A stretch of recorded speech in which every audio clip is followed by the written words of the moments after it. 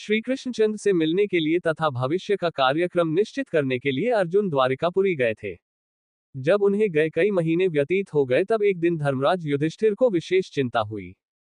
वे भीमसेन से बोले, हे भीमसेन, द्वारिका का समाचार लेकर भाई अर्जुन अभी तक नहीं लौटे। और इधर काल की गति देखो, संपूर्ण भूतों में उत्पात होने लगे हैं।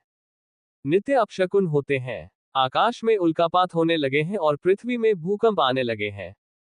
सूर्य का प्रकाश मध्यम सा हो गया है और चंद्रमा के इर्द गिर्द बारंबार मंडल बैठते हैं। आकाश के नक्षत्र एवं तारे परस्पर टकरा कर गिर रहे हैं। पृथ्वी पर बारंबार बिजली गिरती है। बड़े बड़े बवंडर उठकर अंधकार में भयंकर आंधी उत्पन्न करते हैं। सियारें सूर्योदय के सम्मुख मुंह करके चिल्ला रही हैं।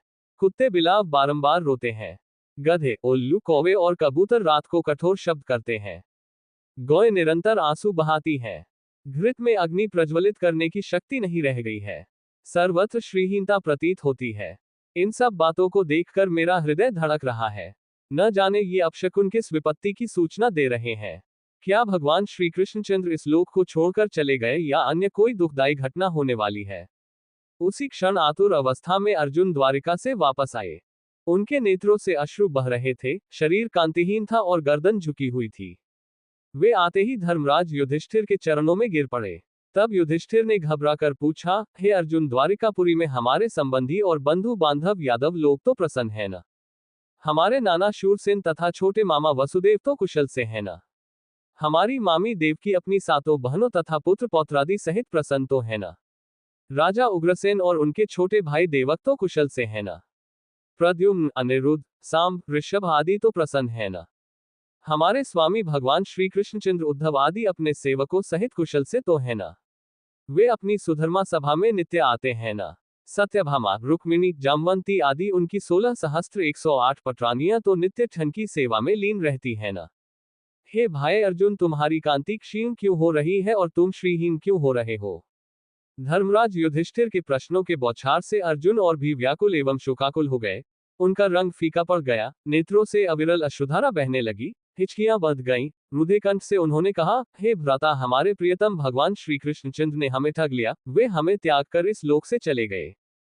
जिनकी कृपा से मेरे परम पराक्रम के सामने देवता भी सिर नहीं उठाते थे, मेरे उस परम पराक्रम को भी वे अपने साथ ले गए। प्राणहीन मुर्दे जैसी गति हो गई मेरी। मैं द्वारिका से भगवान श्री कृष्णचंद्र की पत्नियों को हस्तिनापुर ला रहा था, किंतु मार्ग में थोड़े से भीलों ने मुझे एक निर्बल की भांति परास्त कर दिया। मैं उन अबलाओं की रक्षा नहीं कर सका। मेरी वही भुजाएं हैं, वही रथ है, वही घोड़े हैं, वही गांडीव धनुष है और वही बाण है जिनसे मैंने बड़े बड़े महारथियों के सिर बात की बात में उड़ा दिए थे।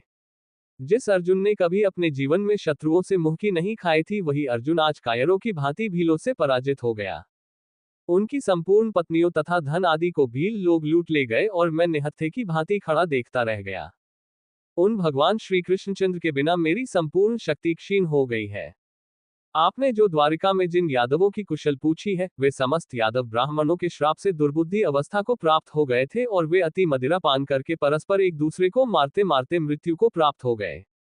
ये सब उन्हीं भगवान श्री कृष्णचंद्र की लीला है।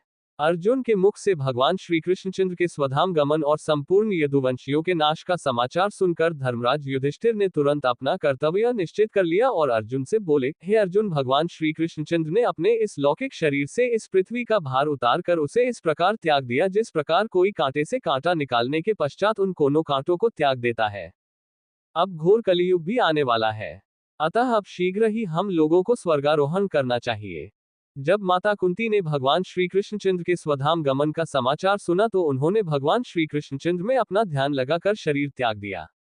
धर्मराज युधिष्ठिर ने अपने महापराक्रमी पौत्र परीक्षित को संपूर्ण जम्बूद्वीप का राज्य देकर हस्तिनापुर में उसका राज्याभिषेक किया और शूरसेन देश का राजा बनाकर मथुरापुरी में अनिरुद्ध के पुत्र वज्र का राजतिलक किया। तत्पश्चात परमज्ञानी युधिष्ठिर ने प्रजापति यज्ञ किया और भगवान श्री कृष्णचंद्र में लीन होकर संन्यास ले लिया।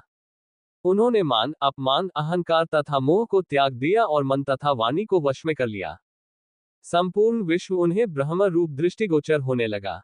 उन्होंने अपने केश खोल दिए, राजसी वस्त्राभूषण त्याग कर चीर वस्त्र धारण करके और अन्न जल का परित्याग करके मौन व्रत धारण कर लिया। इतना करने के बाद बिना किसी की ओर दृष्टि किए घर से बाहर उत्तर दिशा की ओर चल दिए। राजा संसार की अनित्यता का विचार करके द्रौपदी तथा भाइयों को साथ ले हिमालय की तरफ महाप्रस्थान के पथ पर अग्रसर हुए। उस महापथ में क्रमश द्रौपदी, सहदेव, नकुल, अर्जुन और भीमसेन एक एक करके गिर पड़े। इससे राजा शोकमग्न हो गए। तदनंतर वे इंद्र के द्वारा लाए हुए रथ पर आरूढ़ हो दिव्य रूपधारी भाइयों सहित स्वर्ग को चले गए।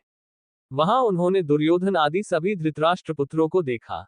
तदनंतर उन पर कृपा करने के लिए अपने धाम से पधारे हुए भगवान वासुदेव का भी दर्शन किया। इससे उन्हें बड़ी प्रसन्नता हुई। यह मैंने तुम्हें महाभारत का प्रसंग सुनाया है। जो इसका पाठ करेगा वो स्वर्गलोक में सम्मानित होगा।